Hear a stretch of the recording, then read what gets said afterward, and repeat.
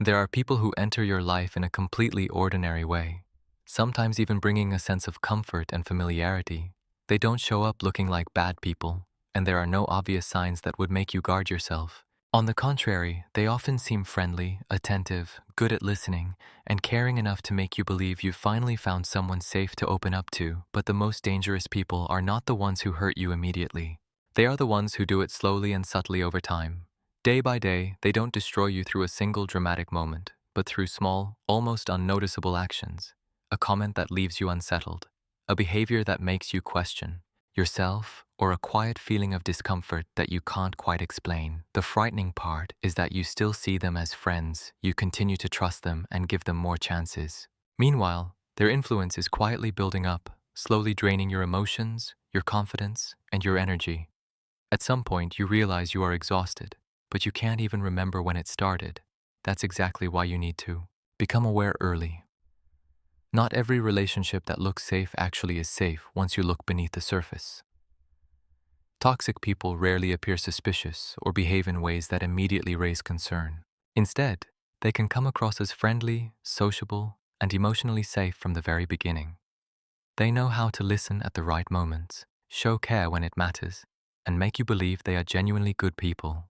It is this sense of normality that makes them so dangerous, because once your trust is built, their behavior slowly shifts into something more subtle. They begin to manipulate emotions in quiet ways, make you doubt your own judgment, and gradually take control of your trust without you even realizing it. Gaslighting is a subtle form of psychological manipulation that slowly causes you to lose trust in your own feelings and memories. When you bring up an issue, they rarely acknowledge fault. Instead, they deny what happened, twist the facts, or make you feel like you are too sensitive or overreacting. Over time, you begin to question yourself. Did I remember it wrong? Am I being too dramatic? Maybe it's all in my head. The danger of gaslighting is that it doesn't break you instantly. Instead, it gradually erodes your self-trust, step by step, until you are no longer sure what is real or valid anymore. Some people seem to live inside a constant emotional storm. Every day brings a new problem. Today it's a fight with family, tomorrow it's a betrayal at work, and the next day it becomes another personal disaster. At first, you may feel sympathy for them and naturally want to help, listening, comforting, and offering advice. But over time, you start to notice something unsettling. No matter what you say or how much support you give, nothing ever really changes. That's because they are not truly seeking solutions. They are privy to the intensity of emotional chaos itself. Drama has become their normal.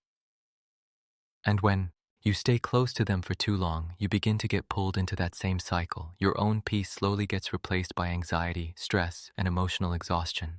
Before you realize it, you're carrying problems that were never yours, as if your life has also turned into an endless drama you never agreed to star in. Some people don't act loudly or hurt you directly, but they quietly kill your dreams over time. They often show up right when you are most excited, when a new idea has just sparked in your mind or you are planning to change your life.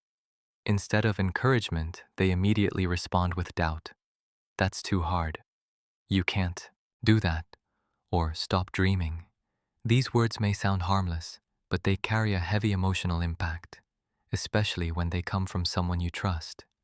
Gradually, you begin to question your own abilities. Your dreams start to shrink. Or worse, you abandon them completely. The danger is that they don't need to destroy you through actions. They only need to make you stop believing in yourself, and in doing so, you slowly begin to give up on the future you once believed in. Some people may look like real friends. They smile with you, listen to you, and even share personal stories to create a sense of closeness. Naturally, you begin to trust them, open up, and reveal things you wouldn't normally tell anyone else. You believe your words are safe with them. But the problem is that not everything you give them is kept with respect. One day, you discover that your private stories are no longer private.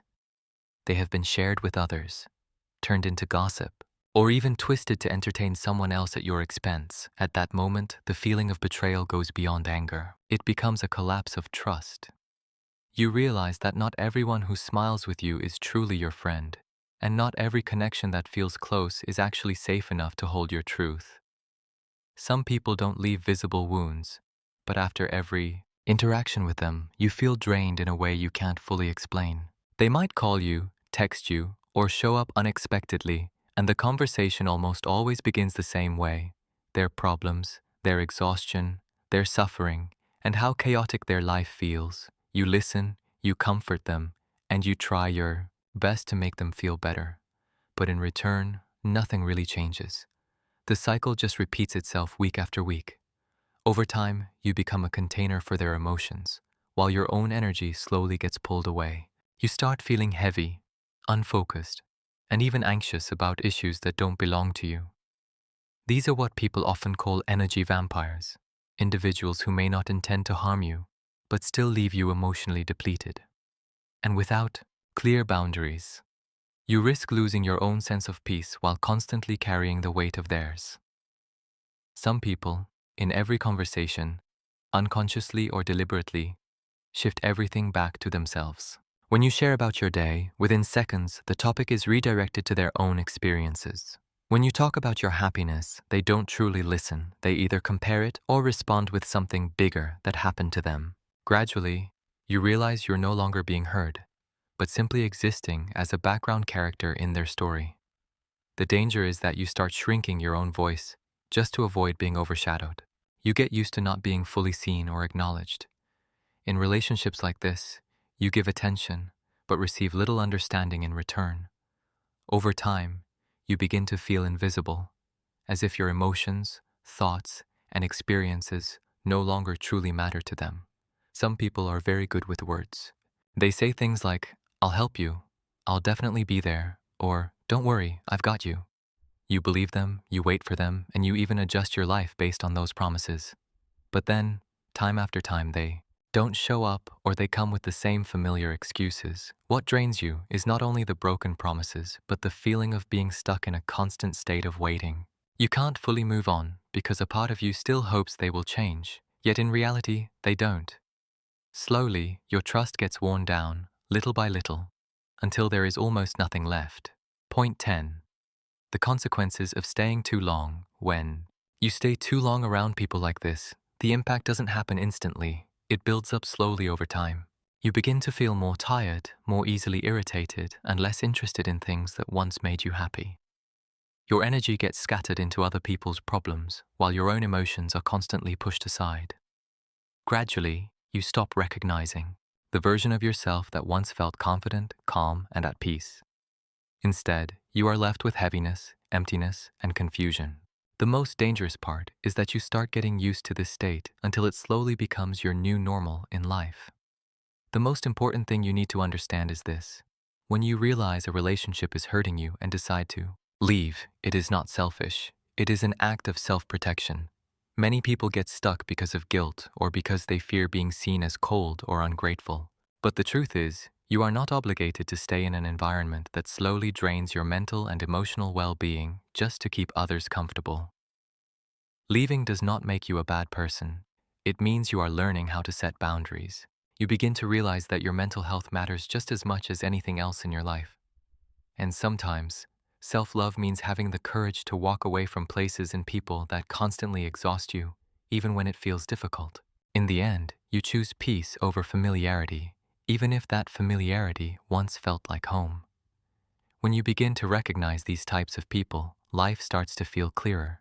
Things that once confused you, drained you, or made you doubt yourself suddenly make sense. You understand that not every problem was actually yours. Sometimes it was the environment and the people you allowed to stay in your life for too long.